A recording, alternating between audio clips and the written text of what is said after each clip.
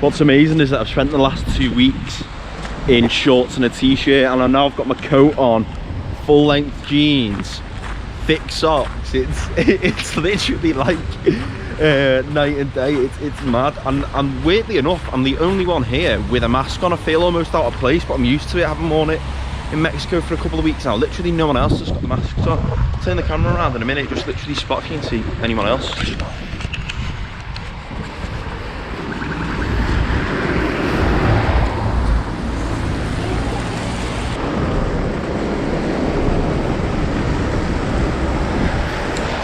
Literally no one else wearing a mask. I feel like an outsider. I'm like when we used, before all this started, it's like when we used to see people usually from China or Japan wearing masks, and we used to think, God, I wonder why they're wearing those. That's like, I'm that person here. Like, people are probably looking at me thinking, why is he wearing a mask?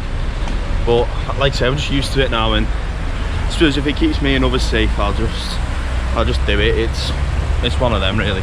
Nothing to be ashamed of. Just wear a mask if other people don't want to, and that's the rules of this country. That's just that. Sweden literally never went into lockdown, unlike every other country in Europe, maybe with the exception of Belarus. I think they encourage social distancing and mask wearing at the start. I don't think they've ever made anything mandatory. I don't know whether some of the nightclubs might be closed here and you can't go to football games or gathering large crowds at things like concerts, I believe, but they never actually had a proper lockdown, and it literally just feels like looking at everyone walking around like it's normal again. I'm the only real indication here of anything having gone on this year, and everyone else just seems to be cracking on as usual. So we're heading straight ahead here, straight down to the old town, and have a little wander around there before it goes dark, and then onto the Fotografiska, which is like a photography museum. A guy called Oz, who I met on Sunday in Mexico, he was telling me he's been to Stockholm before and it's somewhere you must go. So that's open till 11. Because I got up late, it's one of the few choices I have today, so this afternoon and this evening. So I'll head there, have another wander around. It's by the waterfront, and then continue on and find somewhere to eat.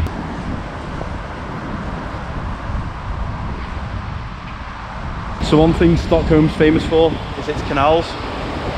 Now, the city's kind of like a collection of small islands. If you have a little look on the map, it's not like your average city. It resembles something more like an Amsterdam, maybe a Venice, but obviously it's its own city in its own right.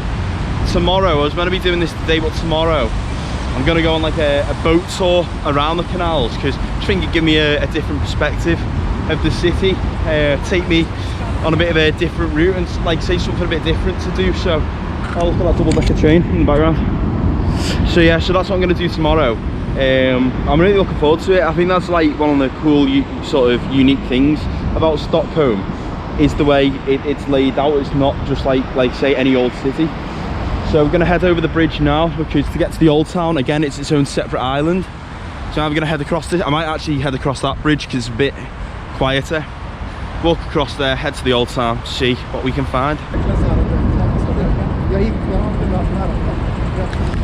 One advantage of coming out a bit later though has been, I think it's been raining in the day because the ground's still wet, but the skies now have cleared up. Looks like we're in for a really nice sunset. So maybe I've timed it just right. I mean, I have wasted half a day, but so it's going to get up a little bit later anyway, but obviously I can enjoy this and not get absolutely soaked in the process.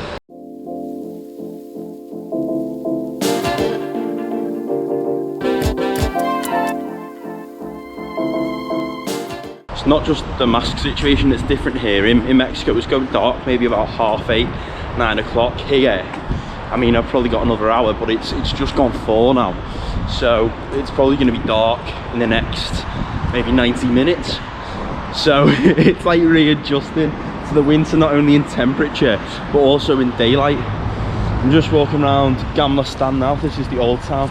This is where a lot of the beautiful buildings and streets are. Probably a lot of the photos you see of Stockholm, a lot of like the tourist inspirational stuff will be around here, because all the buildings are colourful. They look very, it's like old architecture, very well preserved, very pretty. So this is where I'm walking around right now. And yeah, we're just gonna, like I say, have a little pot around, hopefully before it goes completely dark, and then yeah, just take it all in. If you want to come somewhere at the moment where you're actually allowed to travel to, I mean, by the time this video goes live, things might have changed, but that you can actually travel to from the UK and return without having to quarantine and feel like life's normal again, this is probably the place. Even when I went to Prague a couple of months ago, I mean, the rates in the Czech Republic have shot up now. A lot of, like, everything was open, but people were still wearing face masks in certain settings, and we wore masks in the taxi. Public transport, you had to wear masks as well. I think they brought in, just as we were leaving, having mandatory face masks in shops, whereas here is literally nothing. All the pubs, like everyone in pubs and cafes and restaurants enjoying themselves. People walking around, not a face mask apart from mine in sight. So this is the place to come, in my opinion, at the moment. This behind me is one of the examples of beautiful buildings in the old town. Very remind me of, like, very Northern Europe, old town, like Amsterdam, Poland, that kind of thing, and like different coloured buildings as well. But yeah, absolutely beautiful. I love seeing that. And a lot of the places around here, like, I don't know if I'll head up to it now, like up here, this restaurant with the lights on it, we'll get a bit closer so you can see, they're giving me very like festive, Christmassy vibes. Like, I love that. Like, I feel like if around Christmas time, this is one of the most beautiful cities to be in. Here we go. So we've got like these lights coming up here, and then the lights on the restaurant, well, the Temple Bar. I'm guessing that's a nod to Dublin here. And it just makes it look really pretty. Like this whole street just gives me that Christmas feel. So yeah, I feel like I'm definitely back in Europe now. I'm actually looking forward to Christmas now.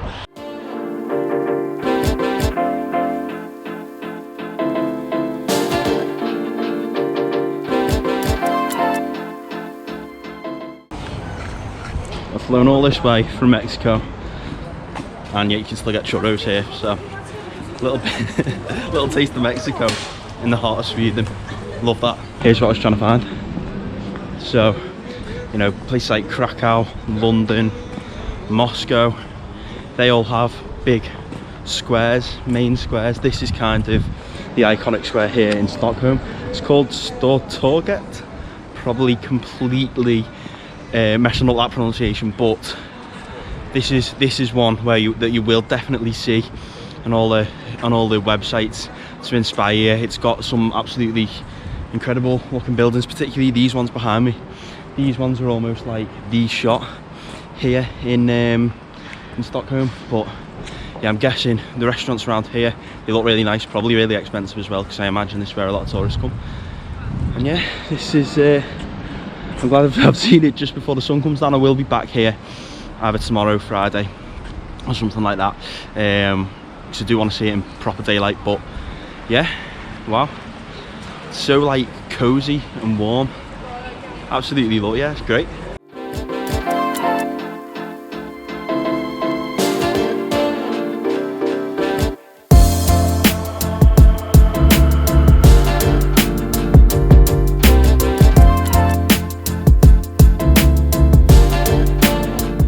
So solidified my plans for the evening. We're going to go to the photography museum now. That'll probably take me an hour or two, if you include the walking time.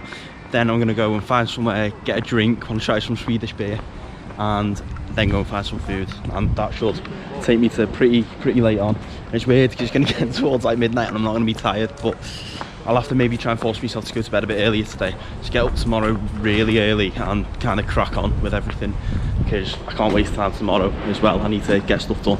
So yeah, so museum, drinks, food. Let's go.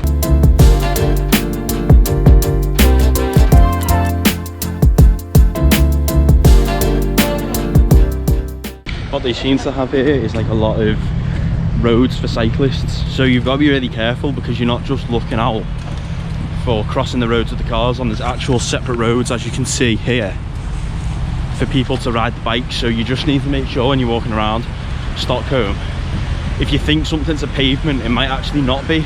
I've already walked in a couple of cycle lanes today, and like they're not going very slow, they're going quite fast, so it'd be easy to cause an accident here. So if you visit, just make sure you keep an eye out not to walk on here, to walk on the pedestrian bits. Finally see it now up ahead,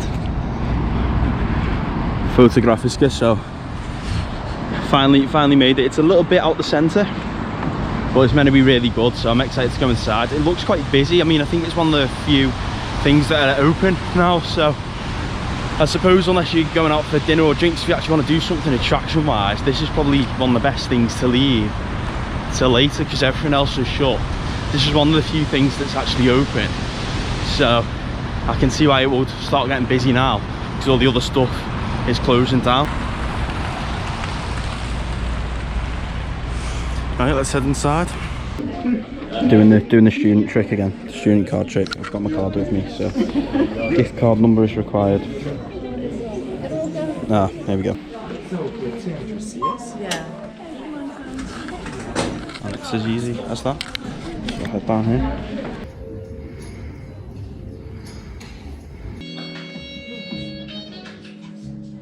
See, photography for me is much better than like painted art. Like when it was like that place back in Mexico City that looked like Birmingham Selfridges. Like I much prefer this, like real life stuff compared to paintings. I just think it's a bit more exciting, a bit more relatable, a bit more, well, it's obviously more contemporary, well, a lot of it anyway.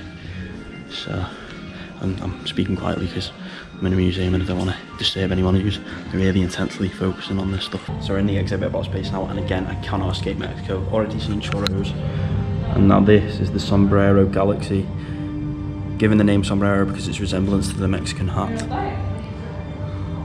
What's good about this museum is it actually has stuff in English. A lot of the museums in Mexico that I went to didn't, so that's something nice to see, that I can actually read the stuff and be able to understand it.